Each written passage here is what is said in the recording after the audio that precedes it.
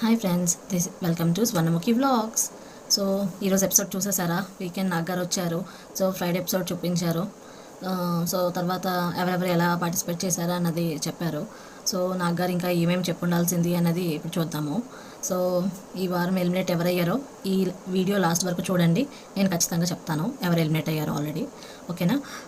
So ఈరోజు episode so ప్రేరణ విష్ణుప్రియకు జరిగిన incident గురించి కూడా క్లియర్ చేసేసారు. ఆ విషయం మటుకు పర్ఫెక్ట్గా జరిగింది.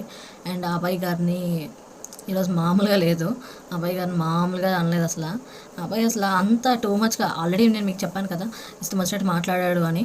బట్ ఆ రేంజ్లో ఎవరు ఎక్స్పెక్ట్ చేసి ఉండరు. మరి టూ మచ్గా ఉంది. ఇంకా అన్సీన్లో కూడా ఇంకా వేరే వేరే సీన్స్ అంతా కూడా చూపించారు.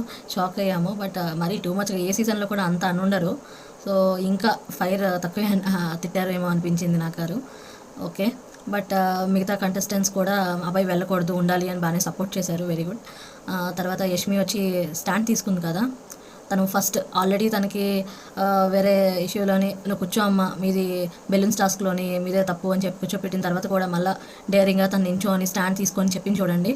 అక్కడ మటుకు యష్మి ఒక పాయింట్ గెయిన్ చేసిందనే చెప్పుకోవాలి. ఎందుకంటే బాన్ లీడర్స్ అంటారు కదా. సో తన దగ్గర ఇన్బిల్ట్ స్టాండ్ తీసుకునేది ఉంది అని ప్రూవ్ చేసుకుంది ఈరోజు. సో అబ్బాయి అట్లాగా ఓకే ఉంటాడు అని చెప్పి రెడ్ కార్డ్ ఇచ్చినా తనేం ఎలిమినేట్ చేయలేదు. ఓకేనా, యాజ్ ఆఫ్ నౌ. అండ్ తర్వాత ఏం జరిగింది, తనకైతే బాగా వార్నింగ్ ఇచ్చారు. మిగతా హౌస్ మెంబర్స్ కూడా తను ఇంకా ఇది ఫస్ట్ అండ్ లాస్ట్ వార్నింగ్గా మిస్టేక్గా తీసుకొని కన్సిడర్ చేసుకొని తన్ని క్షమించి వదిలేయండి అన్నట్టుగా చెప్పారు. ఓకే, తర్వాత ప్రేరణ అండ్ విష్ణు విషయం ఏంటంటే, సో దోశ ఇష్యూలోనే విష్ణు ఎక్కువగా దాన్ని ఫీల్ అయ్యింది. ప్రేరణ అది అంత మిస్టేక్ ఏం లేదు, ఎందుకంటే తన ఇంటెన్షన్తో అని ఎవరికి అనిపించలేదు అని చెప్పి క్లియర్గా వీడియో చూపించి అందరికీ క్లారిటీ ఇచ్చారనమాట. ఆ విషయం బాగా క్లారిటీ ఇవ్వడం వెరీ గుడ్. అండ్ తర్వాత విష్ణు ప్రేరణది తర్వాత గేమ్లో టాస్క్లో జరిగిన ఫైట్ వచ్చేసి క్లియర్గా చూపించారు అది కూడా. సో దాంట్లో వచ్చేసి స్క్రాచ్ చేసింది, గిల్లింది అని చెప్పి చాలాసార్లు చాలామందితో చెప్పడం విన్నాము. సో దాన్ని కూడా క్లియర్ చేశారు. బట్ తన హ్యాండ్మెన్ అయితే పింక్ చేసిన మార్క్స్ అయితే క్లియర్ కట్గా మనం ఎపిసోడ్ అదే వాళ్ళు లెక్క పెడతా ఉన్నారు కదా ఫెదర్స్ని జస్ట్ అన్సీన్లోని. సో అప్పుడైతే క్లియర్ కట్గా మనకు కనిపించాయి ఆ రోజు టాస్క్ జరిగిన ఇమీడియట్గా హ్యాండ్మెన్ మార్క్స్. సో మొత్తానికి అక్కడ ఏం చూపించారా అన్నది అన్సీన్లో కానీ ఈ ఎపిసోడ్లో కానీ ఆ కెమెరాస్ ఎంత కవర్ చేసాయో. బట్ స్టిల్ తనకి స్క్రాచెస్ పించ్ మటుకు జరిగింది. బట్ తనకి వర్డింగ్ గుర్తులేకపోవచ్చు, బట్ ఏమైనా జరిగి ఉండొచ్చు. హీట్ ఆఫ్ ది మూమెంట్లో తను మాట్లాడింది, తిను మాట్లాడింది, whatever the said is wrong. But ప్రేరణకైతే వాళ్ళు హర్ట్ చేశారు. ప్రేరణ మాటలు అన్నది, so whatever it is done is done. So అది మాట జరిగింది. సో నాగారు కూడా ప్రేరణకి వార్నింగ్ ఇచ్చారు, విష్ణుకి కూడా వర్డ్స్ లూజ్ అవుతున్నావు అని చెప్పి వార్నింగ్ ఇచ్చారు. ఓకే, సో అది. బట్ ఇంకా నాకు యష్మికి ఇంకొంచెం ప్రైజ్ చేసి ఉంటే బాగుండేది అనిపించింది. బికాస్ లయన్స్ లాగా వాళ్ళు బాగా ఆడారు. అండ్ మిగతా వాళ్ళతో సమానంగా పొగడం అనేది అంతగా అనిపించలేదు. ఎందుకంటే అక్కడ ఆడినోళ్ళు ఉన్నారు. నైనిక పెద్దగా ఏం పర్ఫామ్ చేయలేదు. సోనియా తెలిసిందే ఎంతవరకు ఆడిందో మీరు చూశారు కదా. అండ్ తర్వాత మనకి కూడా కన్ఫెషన్ రూమ్కి తీసుకువెళ్ళి మరీ వీడియో చూపించి ప్లే చేసి తనని క్లారిటీ అడిగారు. సో అది చూడగానే అయ్యో జస్ట్ అట్లాంటి ఇంప్రెషన్ క్రియేట్ చేసేసానే అన్న ఫీల్ అయ్యాడనిపించింది. బికాస్ తను వెరీ ఇంటెన్షనల్, వెరీ ప్లాన్డ్గా ఎప్పుడు ఏ సెన్సిటివిటీ చూపించాలా అన్నది ప్లాన్డ్గా ఉన్న పర్సన్ ఇట్లాంటివి చిన్న చిన్న వచ్చేసరికి అయ్యో నేను ఎట్లా టెన్షన్ చూపించినట్టు అనిపించింది కన్ఫెషన్ రూమ్లో. మీకు ఏమనిపించిందో కమెంట్ చేయండి. ఓకేనా, తర్వాత నబిల్ని ఏం అనలేదు. బికాజ్ తన టాస్క్ అయితే తను పర్ఫెక్ట్గా చేసుకొని ఉన్నాడు.